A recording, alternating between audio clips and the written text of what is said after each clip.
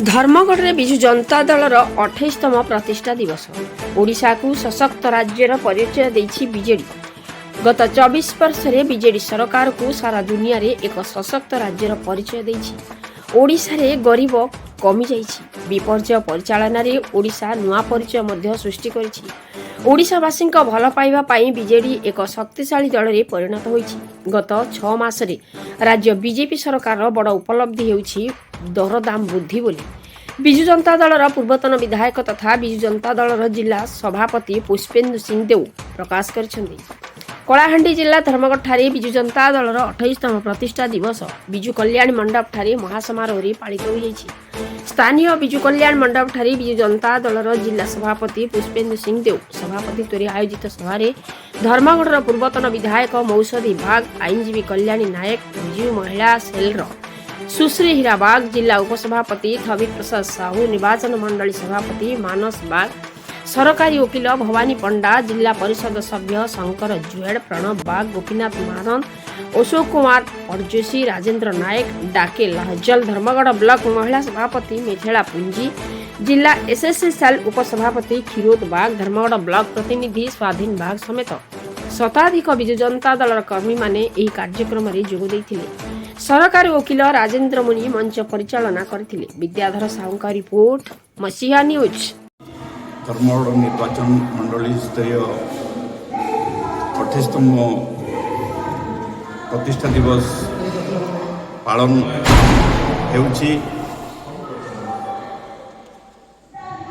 आपण माने समस्त जानिछंती आ बहु करी मीडिया बंधुगण तो भल भाव में जानिछंती माननीय पूर्वतन मुख्यमंत्री श्रीयुक्त नवीन पट्टनायक दीर्घ 24 वर्ष सुशासन करिछंती। याकू किए अग्राह्य करिपारिबे नाही। कारण ए राज्य जेतेबेले से शासन डोरी को आइथिले गोटे दरिद्रतम राज्य भाव परिगणित होता एवं दारिद्र्य सीमारेखा 70% थिला। 24 वर्ष रे ताकू सुरखुर रे सामग्रिक विकास करिकी दारिद्र्यतम 10% वर्तमान अच्छी। तेणु माननीय मुख्यमंत्री सामग्रिक विकास क्षेत्र में ओडिशा को 24 वर्ष आगे नहीं छंती। निश्चित भाव में से जने ओडिशार सुयोग्य संतान विजु बाबूंकर सुयोग्य पुत्र आपण माने जानिछंती। तो कहवा गले वर्तमान बहुत किछि समस्या 6 मास भितर देखा जाइछि। जेमती दर वृद्धि एटा साधारण लोकंकर जीना हराम कर दे जाइछि एवं ओडिशार विकास को न देखी वर्तमान जो बीजेपी सरकार अच्छी से केवल रंग बदलेवा व्यस्त अछंती। आपण मानू गोटे उदाहरण देवी जे 6 मास हो गलानी साधारण जो छात्र छात्री मानू ड्रेस खंडे मध्य दे पारनांती। तेणु कहवा गले तांकर विकास करने योजना रे ही नांती एटा प्रतिलिखित होची। तेणु कहवा बहुत किसी कथा अच्छी। तेणु आमे आज प्रतिष्ठा दिवस पालन करछु। आओ विरोधी मुख्य विरोधी दल रे थाईगिरी आमे जनसाधारण को ए सब विषय रे सामग्रिक समस्या विषय रे सचेतन करबा पई मध्य एटा आह्वान आज आम पई अछि। तेणु निश्चित भाव रे मु माननीय पूर्वतन मुख्यमंत्री को बहुत बहुत धन्यवाद देवी। से भगवान तांको ठीक रे रखि थांतु। ए दल निश्चित भाव रे आउरी लोकन को सचेतन करिबारे प्रयास जारी रखिबो एवं अपोजिशन मुख्य अपोजिशन पार्टी भाव रे लोकन को सेवा जोगाइबो एई कामना रखुछु। विजु जनता दलर 28तम प्रतिष्ठा दिवस एवं विजु जनता दल पर गोटे आज गुरुत्वपूर्ण दिन।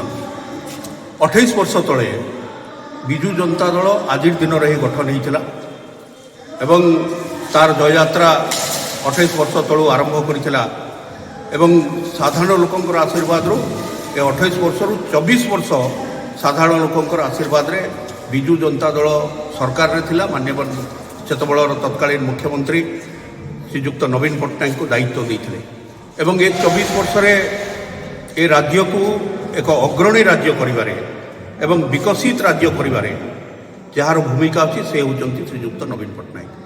ତେଣୁ ଆଜିର ଦିନରେ ଧର୍ମଗଡ଼ ନିର୍ବାଚନ ମଣ୍ଡଳୀରେ ଆମେ ବିଜୁ ଜନତା ଦଳର ପ୍ରତିଷ୍ଠା ଦିବସ ପାଳନ କରୁଛୁ ଏବଂ ଆଜି ମଧ୍ୟ ସେଇଭଳି ଭାବରେ ଆଜି ଆମେ ସରକାରରେ ନାହିଁ, କିନ୍ତୁ ସାଧାରଣ ଲୋକଙ୍କର ହୃଦୟରେ ପୂର୍ବତନ ମୁଖ୍ୟମନ୍ତ୍ରୀ ନବୀନ ପଟ୍ଟନାୟକ ଆଜି ବି ଅଛନ୍ତି।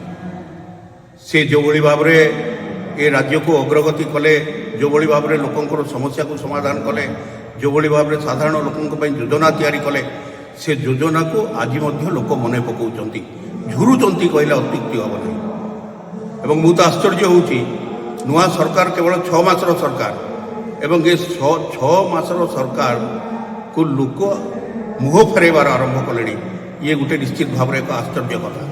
ଏବଂ ପୁଣି ଥରେ ସେଇ ନବୀନ ପଟ୍ଟନାୟକକୁ ସମସ୍ତେ ଆଜି କହୁଛନ୍ତି, ପୁଣି ଥରେ ଆମେ ନବୀନ ପଟ୍ଟନାୟକଙ୍କର ସହଯୋଗ କେମିତି କରିବୁ, ନବୀନ ପଟ୍ଟନାୟକକୁ ପୁଣି ଥରେ ମୁଖ୍ୟମନ୍ତ୍ରୀ ଭାବରେ କେମିତି ଦେଖିବୁ ଆଗାମୀ ଦିନରେ, ସେ କଥା ଆଜି ମଧ୍ୟ ଲୋକ କହୁଛନ୍ତି। ତେଣୁ ଆଜିର ଦିନ ହେଉଛି ଗୋଟେ ପବିତ୍ର ଦିନ, ବିଜୁ ଜନତା ଦଳ ପାଇଁ ଗୋଟେ ଉଲ୍ଲେଖନୀୟ ଦିନ ଏବଂ ଆଜିର ଦିନରେ ପ୍ରତ୍ୟେକ ନିର୍ବାଚନ ମଣ୍ଡଳୀରେ ଏ ପ୍ରତିଷ୍ଠା ଦିବସ ପାଳନ କରାହେଉଛି। ଏବଂ ଆଜି ମଧ୍ୟ ମୁଁ ଧନ୍ୟବାଦ ଦେବି, କୃତଜ୍ଞତା ଜଣାଇବି। ଆଜି ମଧ୍ୟ ବିଜୁ ଜନତା ଦଳର ସମସ୍ତ ବନ୍ଧୁମାନେ ବିଭିନ୍ନ ପଞ୍ଚାୟତରୁ ବିଭିନ୍ନ ବ୍ଲକରୁ ଆଜି ସ୍ୱତଃପ୍ରବୃତ୍ତ ଭାବରେ ଏଠି ଆସି ସାମିଲ ହୋଇଛନ୍ତି ଏବଂ ପ୍ରତିଷ୍ଠା ଦିବସକୁ ସଫଳ କରିଛନ୍ତି। ସେଇଥିପାଇଁ ସମସ୍ତଙ୍କୁ ଧନ୍ୟବାଦ ଦେବି।